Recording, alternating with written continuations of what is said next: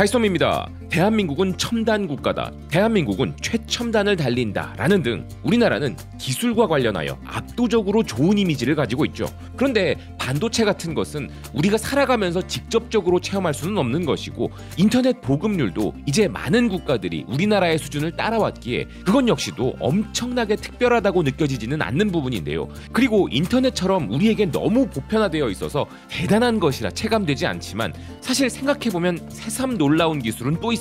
그것은 다른 나라들의 시스템과 상대적 평가를 해보았을 때 압도적 편리함을 갖고 있는 결제 시스템입니다. 아마도 많은 분들께서 지금 문득 생각해보시면 내가 마지막으로 동전이나 지폐로 결제해본 게 언제였지? 라고 하실 분들도 계실 것 같은데요. 전국 어딜 가나 카드 결제, 모바일 결제 등 쉽고 빠른 결제 시스템이 구축되어 있다는 것은 이루 말할 수 없이 편리한 점이죠. 그런데 글로벌 산업 분석 인사이트 전문 매체인 글로벌 데이터는 이런 결제 시스템이 우리에게 단순히 편리함만 주는 것이 아니라 우리나라의 경제를 선도하고 있다는 분석을 내놓았습니다. 기사는 대한민국의 카드 및 결제 산업은 잘 발달되어 있으며 한국인들은 카드를 정말 많이 사용하고 있다는 것이었는데요. 이미 한참 전인 2018년 기준으로만 놓고 봐도 1인당 월 평균 카드 결제 건수는 6.4건으로 우리나라가 아시아 태평양 지역에서 가장 높은 수치를 나타내고 있었다는 것입니다. 또한 우리나라는 카드 보급률에서도 매우 성숙한 시장이라는 기사는 1인당 평균 5.3장의 카드를 보유하고 있다는 것이었는데요.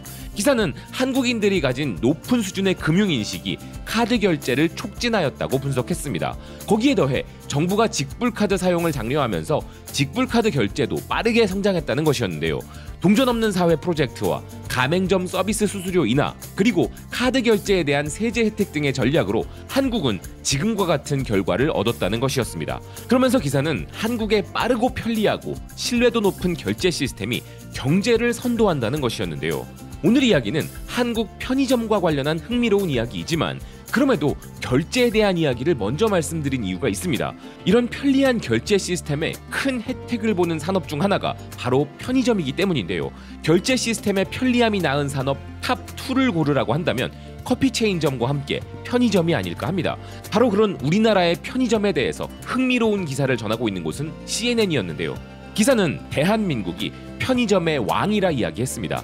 기사는 만약 당신에게 지금 우편물을 찾는 일과 지하철 카드를 충전하는 일, 점심을 간단하게 해결해야 하는 일, 그리고 현금을 인출하는 일까지 해야 할 일들이 4가지가 있다고 가정해보라 이야기했는데요.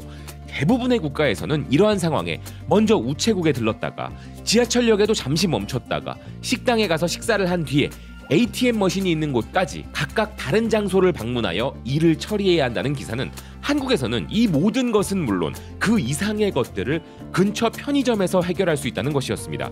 게다가 편의점을 찾기 위해 멀리 갈 필요도 없다고 이야기했는데요. 그런 의미에서 한국은 온라인과 오프라인 모두에서 세계적인 편의점의 왕이란 기사였습니다. 그리고 빠르게 늘어나는 편의점은 소셜미디어 인플루언서들과 한국을 방문하는 관광객들에게도 영향을 미쳤다는 것이었는데요. 그래서 작년 말 기준 인구가 5,200만 명인 한국에 편의점 숫자는 무려 55,200개가 넘어서 인구 950명당 1개의 편의점이 존재한다는 기사였습니다. 이 놀라운 수치는 전 세계 모든 맥도날드 매장의 총 합계보다도 많은 것이라는 기사는 우리나라가 전 세계에서 편의점 매장 밀도가 가장 높은 나라라는 것이었는데요. 한국은 이제 풍부하고 다양한 편의점으로 편의점 최강국이라 불리던 일본과 대만을 앞질렀다는 것이었습니다. 그리고 기사는 이런 한국 편의점 문화가 미국의 그것과는 거리가 멀다는 점도 주목했습니다. 미국에서는 주로 주유소에 가면 편의점이 붙어있고 일반적으로 주거 지역에서는 거의 찾아볼 수 없는 것이 편의점인데, 한국에 가면 편의점이 모든 거리 모퉁이에 있고 때로는 작은 골목 안에도 경쟁 회사들의 여러 매장이 존재하는 경우도 있다는 것이었습니다. 기사는 한국의 편의점은 하루 24시간 영업하는 한국인들의 삶의 필수적 장소라면서 이러한 한국의 편의점 문화는 세계적 성공 사례라고 평가했는데요. 또한 기사는 한국의 편의점은 음식과 음료는 물론 가정용품과 각종 서비스까지 제공하는 원스톱숍의 기능을 갖추고 있다고 소개했습니다.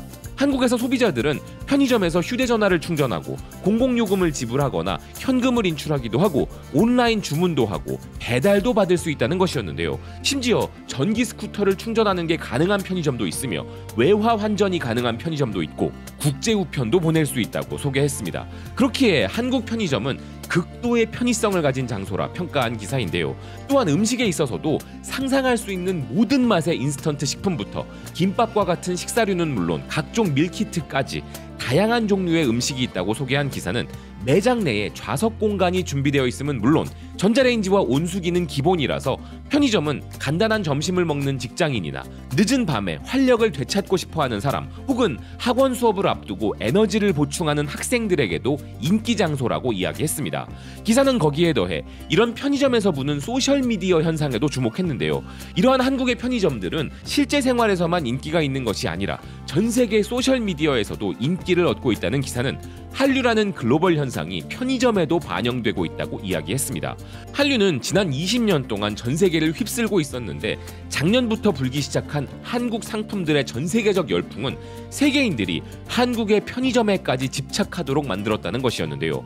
현재 유튜브, 틱톡, 인스타그램에서는 한국 편의점 관련 콘텐츠들이 끝없이 나오고 있다는 기사는 인플루언서들은 라면 스테이션을 소개하기도 하고 간식과 음료를 리뷰하기도 하며 하루 종일 편의점 음식만 먹는 모습을 보여주기도 한다는 것이었습니다.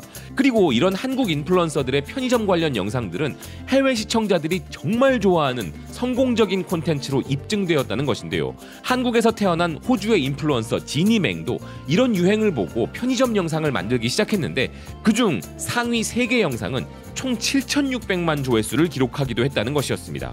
지니맹은 CNN과의 인터뷰에서 이렇게 말했는데요. 한국은 소셜미디어에서 트렌드가 되었고 그게 편의점 영상이 인기 있는 이유이다. 사람들이 한국에 가는 것을 부러워한다. 한국은 사람들이 가고 싶어하는 꿈의 장소 중 하나가 되었다. 이런 영상들의 인기를 목격하는 것은 한국인에게는 정말 멋진 경험이다. 편의점은 혹시라도 주변에 없으면 우리가 큰 불편함을 느낄 정도로 우리 생활에 놀라운 편리함을 제공해주고 있는데요. 하지만 이젠 우리나라에는 편의점이 많아도 너무 많다는 생각이 들 때도 있긴 합니다. 이런 국내에서의 치열한 경쟁은 편의점 점주분들에게 가장 큰 고통이겠지만 산업적으로 보았을 때도 그리 바람직하지 않은 현상인데요. 그래서 우리 편의점 기업들은 이제 한국이 아니라 해외로 눈을 돌리기 시작했습니다. 기사도 이에 대해 언급하고 있는데요. 한국 편의점에 대한 뜨거운 세계적 관심으로 인해 한국 편의점 브랜드들은 사업을 해외로 확장시키고 있다는 것이었습니다. 기사는 CU와 GS25, 이마트24 등 한국 3대 브랜드들이 현재 베트남과 말레이시아를 포함한 동남아시아에 매장을 열기 시작했다 소개했는데요. 이런 한국 편의점의 해외 진출과 관련하여 가장 공포를 느끼는 국가는 바로 편의점 최강국이라 불리던 일본입니다. 니케이 아시아는 지난 2022년부터 이런 불길한 상황이 다가올 것을 예언한 바 있었는데요.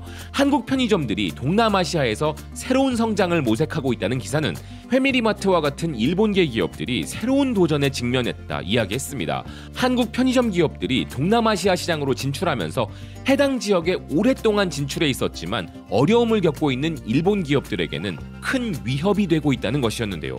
2018년에 처음 베트남에 진출한 GS25는 이미 160개 매장을 보유하고 있으며 이제는 260개 매장으로 규모 확장을 계획하고 있는 반면 일본의 패밀리마트는 거의 10년 앞서 진출했음에도 불구하고 지금은 약 150개 매장으로 뒤처지고 있다는 것이었습니다.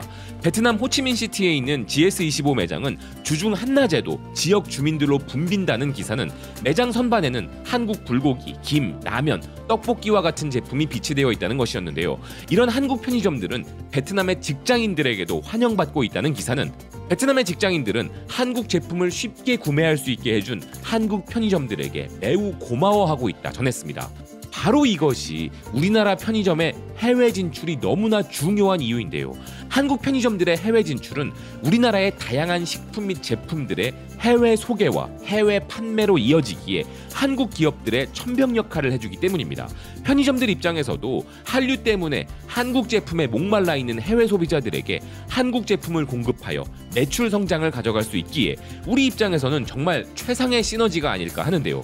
기사도 실제로 이 부분을 언급하고 있었습니다. 베트남의 소매 부분 확장은 팬데믹 이후 다시 활기를 띠고 있는 가운데 특히 한국 편의점들은 한국 문화의 힘으로 인해 베트남의 젊은이들 사이에서 큰 인기를 누리고 있다는 것이었는데요. 한국 편의점들은 이렇게 많은 젊은 인구를 보유한 동남아시아를 이미 포화 상태인 국내 시장의 유망한 대안으로 보고 있다는 기사는 이런 상황에서 선점의 이점을 누릴 수 있어야 할 일본 기업들은 난항을 겪고 있다 이야기했습니다.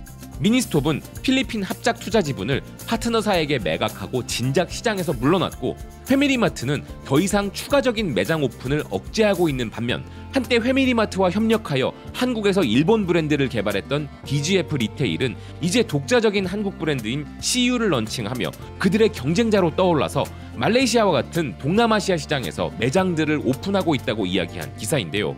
한국 편의점들의 진출에 멍하니 앉아있을 여유가 없는 일본 편의점이라는 기사는, 이들은 말레이시아에 새로운 식품 공장을 열고 매장 확장을 고민하고 있지만 일본이 과거에도 한국, 중국, 대만에게 밀려났던 것을 떠올린다면 편의점 산업에서도 그들은 비슷한 운명에 처할 위험에 있다고 이야기했습니다.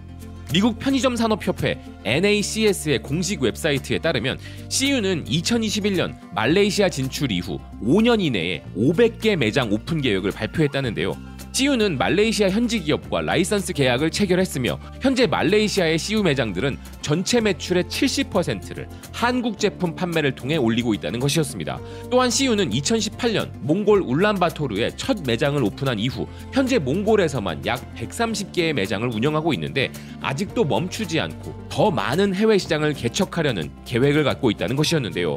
이런 CU의 움직임에 밀리지 않는 GS25 역시 현재 베트남에 245개 매장을 보유하고 있지만 500개로 확장 준비 중이며, 몽골에서도 현재 운영 중인 237개의 매장을 500개로 늘린다는 목표를 세웠다고 합니다. 그리고 말레이시아에서도 매장을 500개로 확장하려고 준비 중이란 것이었는데요. 그래서 2027년까지 해외 지점 1,500개를 목표로 잡고 있다는 것이었습니다. 우리 브랜드들이 이렇게 공격적으로 진출하고 있는 국가들의 공통점은 그들 모두가 한류를 매우 사랑한다는 점이죠. 몽골은 요즘 여기가 한국인가 싶을 정도로 한국어를 구사하는 사람이 많다고 하고, 베트남과 말레이시아는 한류가 정말 큰 인기를 끌고 있는 곳들인데요. 과밀한 국내 시장에서의 경쟁이 아니라 우리 편의점들이 세계 무대를 놓고 경쟁을 펼치고 있는 현재 상황은 이들 기업들의 활로모색과 더불어 이 편의점들의 매대에 올라있는 상품들을 생산하는 수많은 한국 기업들에게도 큰 힘이 될 수 있기에 앞으로도 더욱 승승장구하기를 응원하는 마음입니다. 시청해주셔서 고맙습니다. 또 뵙겠습니다.